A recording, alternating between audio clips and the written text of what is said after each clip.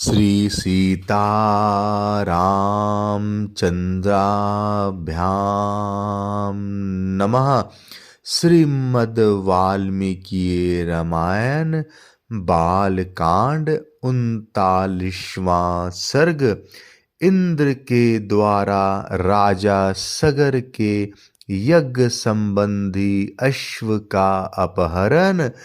सगर पुत्रों द्वारा सारी पृथ्वी का भेदन तथा देवताओं का ब्रह्मा जी को यह सब समाचार बताना।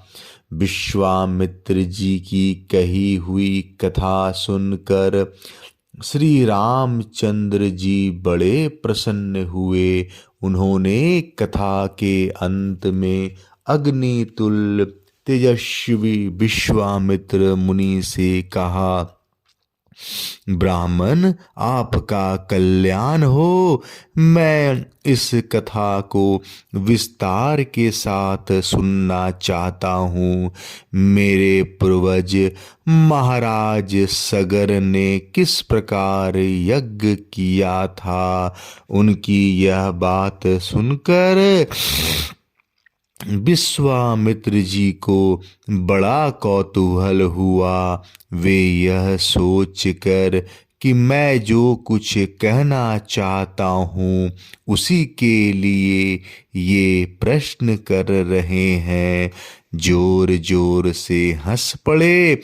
हंसते हुए से ही उन्होंने श्री राम से कहा, राम तुम महात्मा सगर के यज्ञ का विस्तार पूर्वक वर्णन सुनो। पुरुषोत्तम शंकर जी के ससुर हिमवान नाम से विख्यात पर्वत विंध्याचल तक पहुंचकर तथा विंध्य पर्वत हिमवान तक पहुंचकर दोनों एक दूसरे को देखते हैं। इन दोनों के बीच में दूसरा कोई ऐसा ऊंचा पर्वत नहीं है जो दोनों के पारस्परिक दर्शन में बाधा उपस्थित कर सके। इन्हीं दोनों पर्वतों के बीच आर्यावर्त की पुण्य भूमि में उस यज्ञ का अनुष्ठान हुआ था। पुरुष सिंह वही देश यज्ञ करने के लिए उत्तम माना गया है। तात ककुतस्थ नंदन राजा सगर की आज्ञा से यज्ञ अश्व का रक्षा का भार सुदृढ़ धनुधर महारथी अंशुमान ने स्वीकार किया था।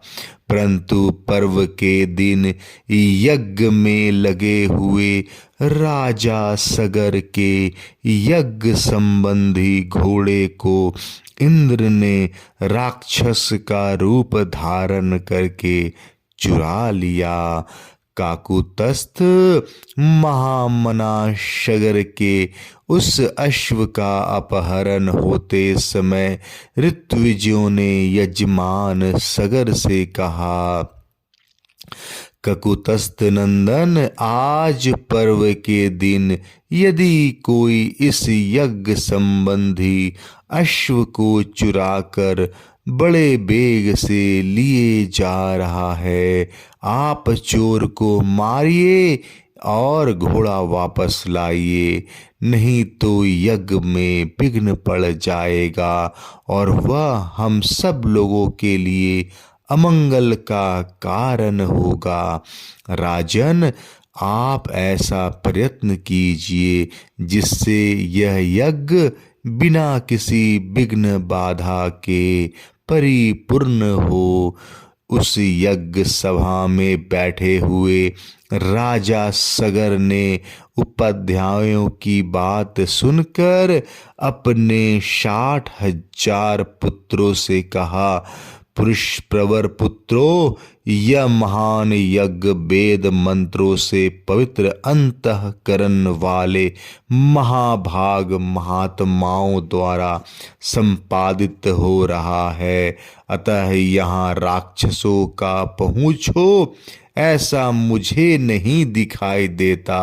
अतः यह अश्व चुराने वाला कोई देव कोटि का पुरुष होगा। अतः पुत्रों, तुम लोग जाओ, घोड़े की खोज करो, तुम्हारा कल्याण हो। समुद्र से घिरी हुई इस सारी पृथ्वी को छान डालो, एक एक योजन विस्तृत भूमि को बांटकर उसका चप्पा चप्पा देख डालो। जब तक घोड़े का पता न लग जाए तब तक मेरी आज्ञा से इस पृथ्वी को खोदते रहो। इसे खोदने का एक ही लक्ष्य है, उस अश्व के चोर को ढूंढ निकालना।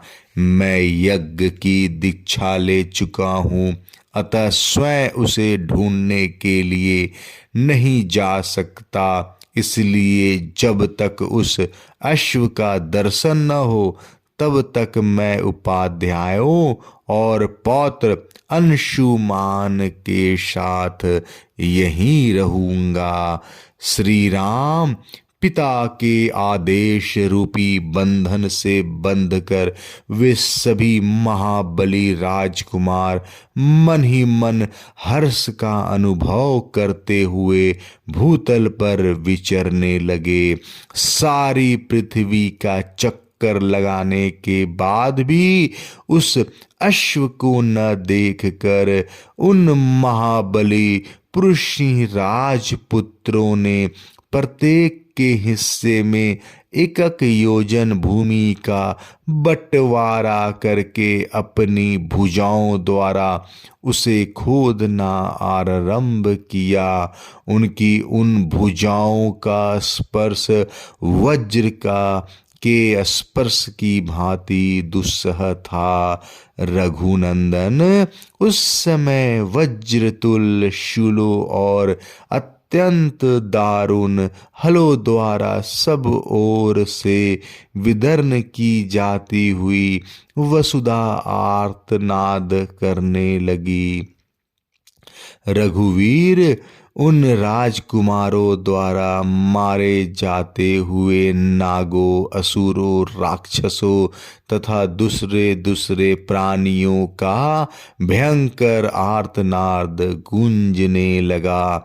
रघुकुल को आनंदित करने वाले श्री राम उन्होंने 60,000 योजन की भूमि खोद डाली, मानो वे सर्वोत्तम रसातल का अनुसंधान कर रहे हों।